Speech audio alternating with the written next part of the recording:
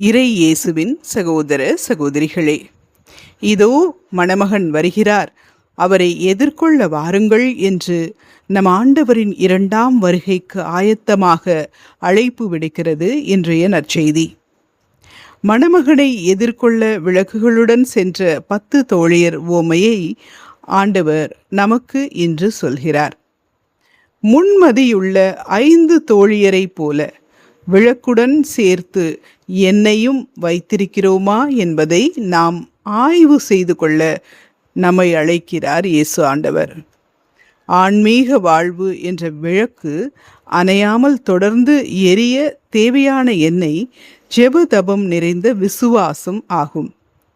ஒவ்வொருவருக்கும் தனிப்பட்ட விதத்தில் சொந்தமான சொத்து இந்த விசுவாசம். அதை யாரிடமிருந்தும் கடனாக நாம் பெற முடியாது. எவ்வாறு எண்ணெய் இல்லாமல் சென்ற 5 தோழியர் மற்றவரிடமிருந்து எண்ணெயை கேட்டு பெற முடியவில்லையோ, அவ்வாறே நாமும் இறை நம்பிக்கையை பிறரிடமிருந்து கடன் பெற முடியாது.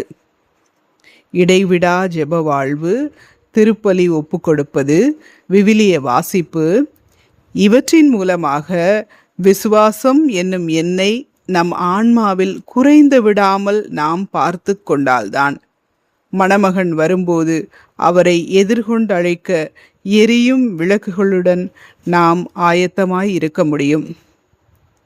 இந்த உவமையில் மணமகன் வர காலம் தாழ்த்தியதைப் போல நம் ஆண்டவரின் வருகையும் தள்ளிக்கொண்டே போவதாக நாம் நினைக்கலாம். இந்த 10 தோழியரைப் போல நாம் உறங்கியும் போய்விடலாம். ஆனால் மணமகன் வந்தபோது விளக்குகளுடன் எண்ணெய் வைத்திருந்த 5 தோழியர் மட்டுமே மணமகனுடன் திருமண மண்டபத்தில் நுழைந்தது போல, இறை நம்பிக்கை என்னும் எண்ணெயுடன் நாம் இருந்தால் மட்டுமே ஆண்டவரின் வருகைக்கு நாம் ஆயத்தமாய் இருக்க முடியும். எரியும் விளக்குகளுடன் அவரை எதிர்கொண்டு அழைக்க முடியும்.